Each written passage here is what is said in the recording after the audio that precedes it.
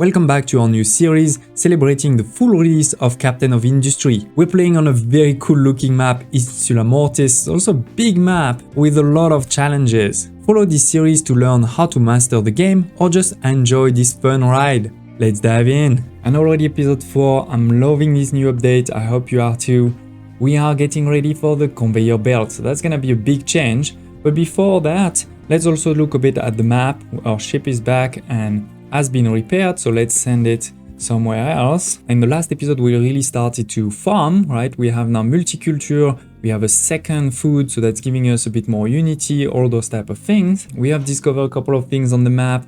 We have even discovered parrots and we had to repair our ship. Over here, we started a copper mine and a copper production chain over here. We have multiple productions, we have our construction part level 1, but also level 2, thanks to electronics, mechanical part, the vehicle parts, bricks. So slowly but surely this is definitely improving. But yeah, our big problem is we're still not getting coal from the ground. We need to change that right away. We are burning more and more wood and we are very low on coal.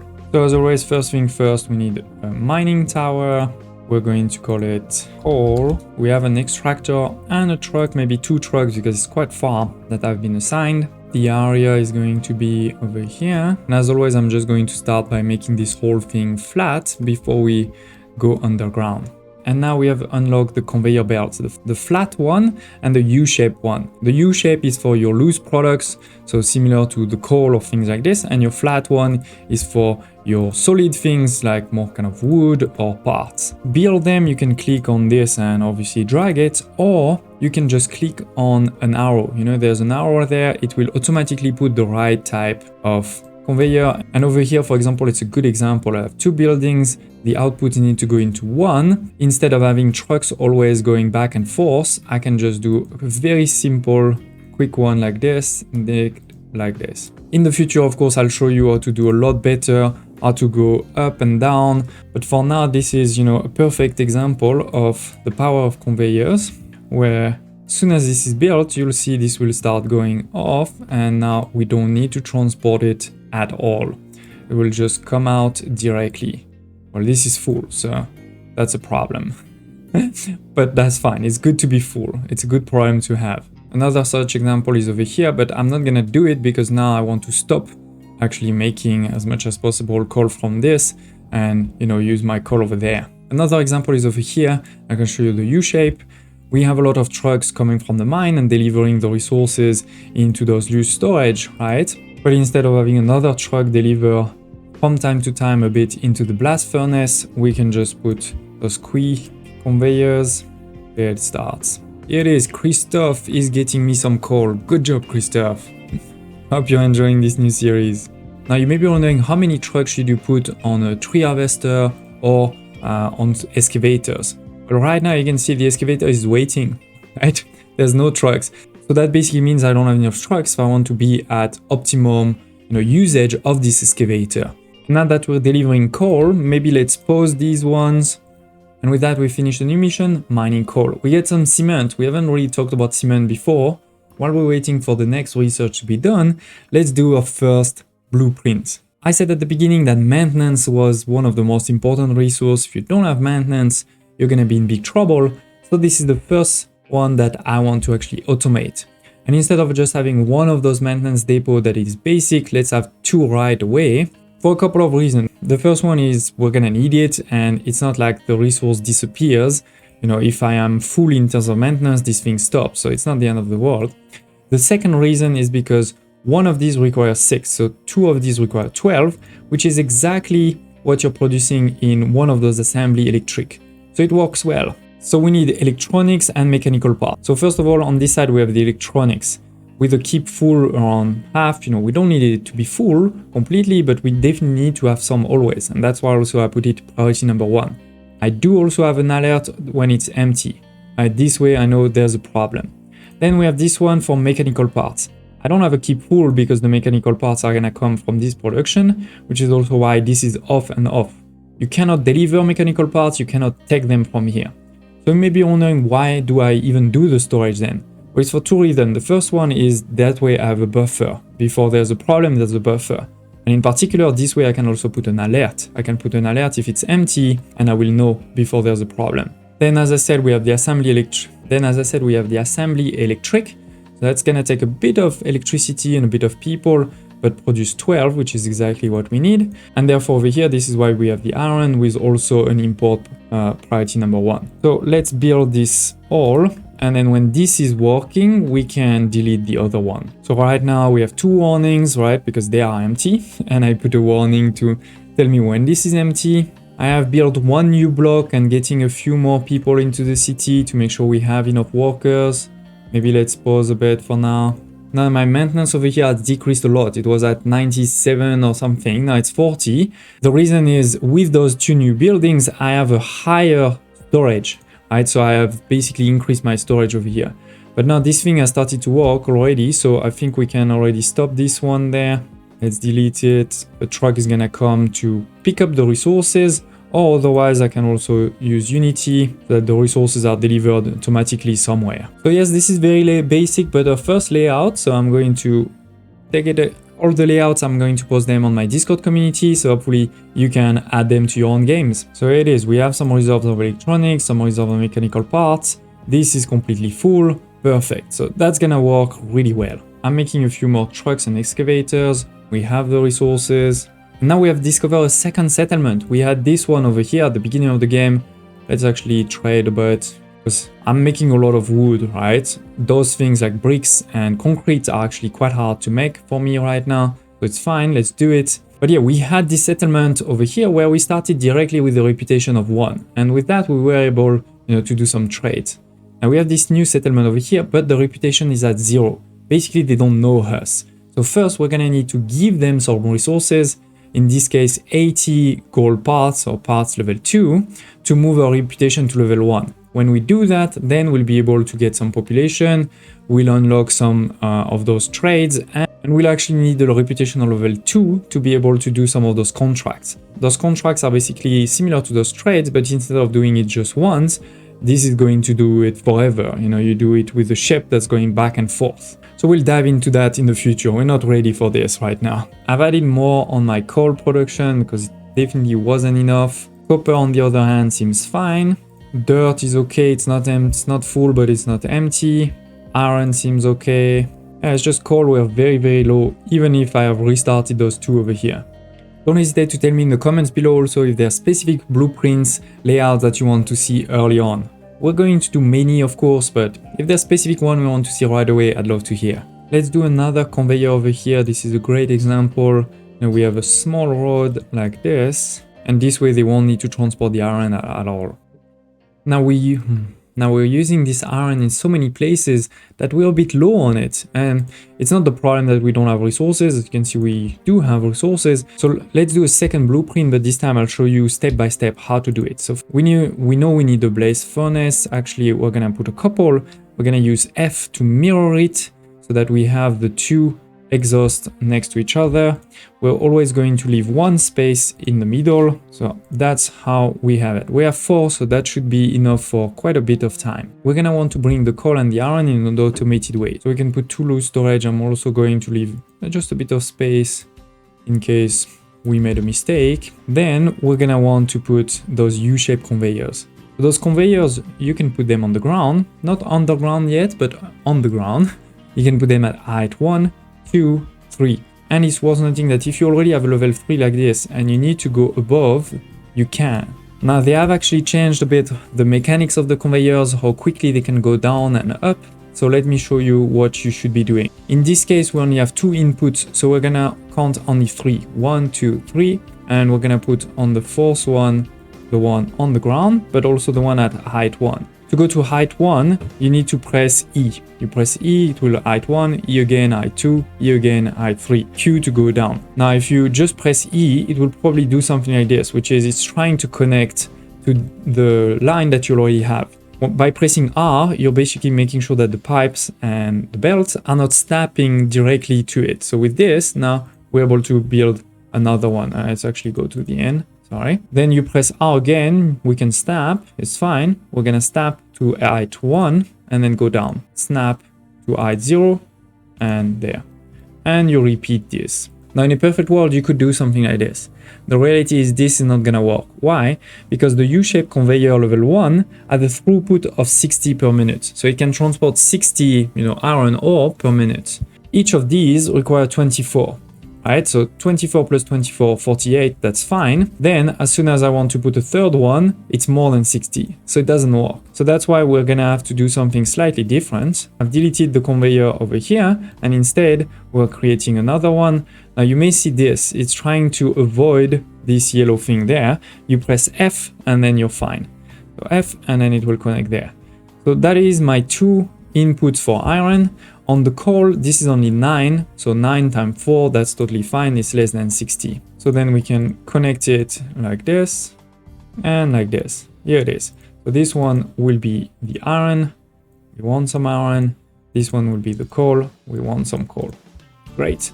So we have all of the inputs. Then we can, by the way, also delete over here. You can delete one by one, or if you press Shift, it will delete the whole piece that is not used. And we're gonna need to take care of the outputs. Of course, the molten iron, that's what we want, but also we have the exhaust and the slag.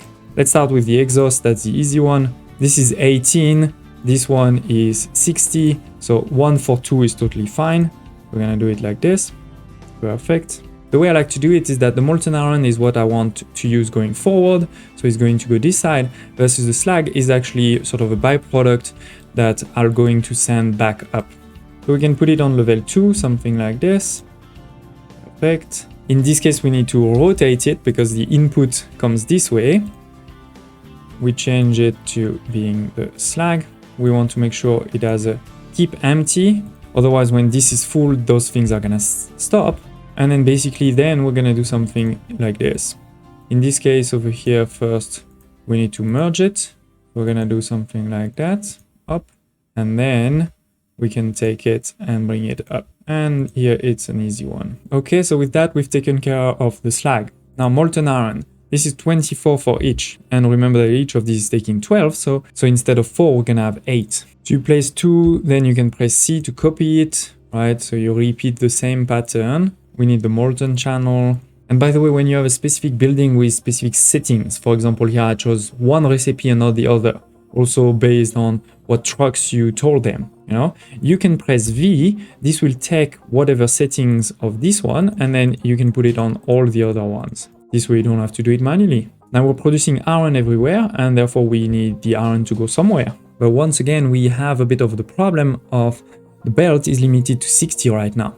It doesn't mean we need multiple storages, actually one will be fine because there's 2 entrances, right? But it does mean we're gonna need 2 belts. And in this case, I'm actually going to put 2 because I think we're gonna produce quite a bit. And then we're just going to connect this one over here, this one there. So this is 24, so we can add 2 more, that's not a problem. I'm gonna do it like this. But the other ones, they need to be on another line, which is gonna be this line. So it is, ladies and gentlemen, another blueprint, and with this we can definitely produce a lot more. It doesn't mean you have to build everything, right? I'll show you, for example, in this case, maybe let's just only build half of it. But at least you're ready with an expansion for the future. Another thing we may want to do after is, connect this to this over here. This way we don't even have to transport any of this. So we have a lot of Unity, so let's use it. Of course, we need to build those 3 one. We need to build this.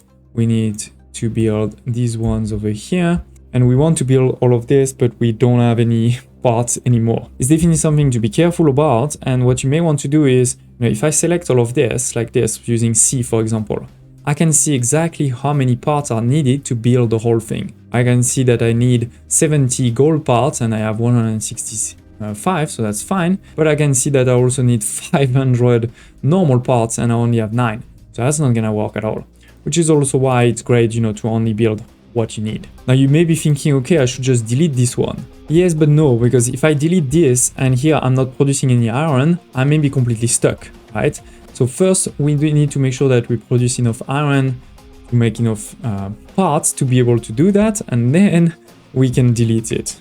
What we can do is delete something like this. In terms of the belt, we need these ones over here, but we don't actually need to do these ones for now. Now we're a bit low on construction part, and as I said, the main problem is because we don't have enough iron, which is why we're doing a new iron production. But on the other hand, maybe the problem would have been that we're just not producing it quickly enough.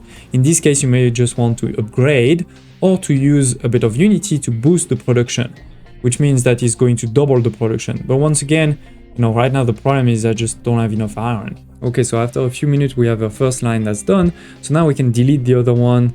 It won't be a problem anymore. Unity the whole thing because we have ton. And with all of these resources, we can rebuild on this side. Let's also connect this side. So the trucks won't be able to go over here. They'll have to go around. That's not the end of the world. If I really wanted, I could also build a ramp, but you can see the ramp is actually too big for this. But now the great thing with this is we have fully automated, mechanical parts. This is fully automated from start to finish. In the meantime, we've also unlocked the fuel station. The fuel station is a really cool one that you have over here. We need to connect it to our fuel. Where is our fuel? Our fuel is over here. So let's put it there. We need a pipe. And done. So basically the fuel is going directly into the fuel station, and the fuel station, you can assign it some trucks. Maybe for now we'll assign just one. So this truck over here is going to go to the fuel station, pick up fuel, right? It's gonna pick up fuel, and then it's gonna go deliver this fuel to people, for example to this excavator over here. This way this excavator doesn't have to go himself get some fuel, because these things are slow and they may be very far. If you think about the excavator that's all the way over here, is very far. So that would be a waste versus if I just send, one of these to send him some fuel from time to time, that would be a lot more efficient. So one more mission done. We've also unlocked these walls over here. We'll talk about them in the future. It's not so important right now. Similarly for those balancers, you don't really need them right away, but don't worry, I will explain it all. We have also unlocked groundwater pump and irrigated farm. We're not bad on food. You can see we have quite a lot of food right now. It's not a problem, but in the future that will be quite important. And look at this, we've made some good progress in destroying this small mountain of dirt. So we actually need to start expanding, continue to expand this side. Sometimes you can also see some of those small rocks, right? They're going to be destroyed. And now very importantly, we are able to start giving water to a population. And of course, giving them water is going to help. It's going to give us some extra Unity, reduce the health risk, but they're going to also create some wastewater. So we're gonna need to be able to send the wastewater over here. So it's not that easy because it also depends on where the water is. And basically my water is over here. So I'm going to transport the water like this. Then I think we're going to transport it there and then send the wastewater over here. And that's probably the quickest way to do it. So let's put it over here. Now we're gonna need to bring the water, and as I said, let's extract the water from the soil. So we can get water over here, that's fine. Then we need a long pipe. We're gonna now have to go across, and that means we're gonna need a bridge. Now one thing you may want to do, and I will do it, is actually add a storage. Why? Because this way again we can put some alerts, plus we can have a small buffer. We're gonna do that, put a small storage like this. This will be water. And we're gonna put an alert. Tell me if it's below 25%, that would be worrying. And we're gonna put off and off. Now this is really just for my population. I don't want it to do anything else. And then lastly, as I said, we do need a bridge. For now, a small one should be totally fine. We can make it bigger in the future. And yeah, that looks fine. Let's Unity the whole thing. Right now we are getting 135 from food and 0.47 from health. Let's see what happens in a minute. So we're getting water from the ground over here. It is worth noting that it is limited. So in this reservoir, underwater reservoir, I have 21,000 of water. When it rains, this will increase a bit, but basically if I take too much, the water won't be able to replenish it enough. So slowly but surely it will get to zero. You have to be careful about this for sure. So it is, the water could be flowing. Yes, we see water over there. It goes there, starts to go directly into this. Yes, so the water is flowing. We have a need right now of 20. We are making, 48. So we're fine, right? So population can grow. This won't be a problem. But we're also creating some wastewater. So we need to make sure that we send the wastewater somewhere. and we don't really have a choice. It needs to go into the sea right now.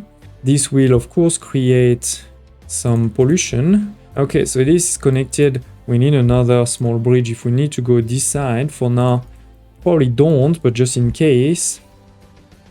And done. Oh, liquid dump has no recipe. Done. But now if we click again, we can see that we're getting one more of unity thanks to this water, and we're also getting 10 health. That's pretty good. And we finish one more mission. So with all of this, we do have quite a bit of unity, and therefore our next mission is to actually use this unity on an industrial edict, which is the vehicle fuel saver. With this, our vehicles are going to use 15% less fuel, so that's great. Now you may have seen that we have some red at the top over here. That's never good. It's because we are asking for more electricity than what we are producing. So we need to expand, and for now, again, we don't really have a choice. We only have this one. Maybe let's also put one of these, right? Because this way we don't need to use trucks. But now we're back into positive. We have double our energy production. Priority 1 for sure, because this is, really a necessary one. Now that we're making a lot more iron, you can see this one is full. You can also see it outside, and this one is starting to get full. We may want to start making more construction parts. We're gonna start making another layout over here. And with this will also enable me to show you what those flat balancers are. So we're gonna talk about flat balancer because we're talking about those type of products, but of course this will be exactly the same for the U-shape balancer or even the pipe balancer. Now one thing that's very important is you cannot put it directly on the building. It needs to be connected to belts. This is the only thing that can be connected to it. So let's do this. We're gonna put it over here, then we're gonna connect this one there, and actually also we're going to connect this one there, because this way we have 120 of input. Then we're going to connect this one over here, and then we're going to connect this one somewhere like this. So now we have 4 belts. And if we look over here, immediately we can see it says in, out, out, because these belts are obviously going in and these belts are going out. If you see something that is the opposite of what you were expecting, then click on it and click over here, toggle direction. Because now the belt is the other way around, you can see it starts over here and therefore it's an in. But the key thing is that with this, you can decide on priorities. I can say, for example, that this one over here, which is that one there, is the priority, meaning the iron is going to go first there, and only when this is full, the iron will go over here. Basically exactly what we want, because we want to make sure that there's always iron for the maintenance, and then when there's more iron, we can send it over here. Again, as always, if you have any question, of course, don't hesitate. And to make the construction parts, we're gonna have 3 inputs. The iron, wood, and bricks. So it's gonna be a slightly more complex one. So with 3 inputs, we're gonna use height 0, 1, and 2. So with height 1, we needed 3 tiles, but now with height 2, we need 7. So you need to count 7 over here and put it on number 8.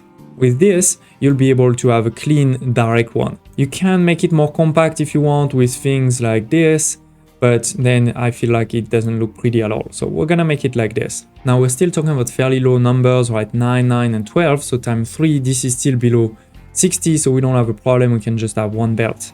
Now pressing C, I can see how much resource I need. 124 gold parts, we have that. 34 rubber, that's easy, we have that. And 120 normal parts, we have that too. I'm making a blueprint out of this. If it's useful for you, you can find it on the Discord community, but I'm definitely not saying this is perfect. And then one important part is we need to store all of those construction parts now, but we're also going to use a flat balancer like this. So here it is, we can see the wood and the bricks are starting to go down. The iron is already there. So this one should quickly start. And here it is, we're starting to make our first parts. They're going to go into this unit storage. This is definitely my priority. Now very soon we'll actually put another output. I'd love for you to put in the comments below your guess. What is this output going to be? In the meantime, we can delete those old assembly manual. We can also even delete these two. But I think it's a good end for this episode. We've definitely made some great progress, but more importantly, we've started to really automate.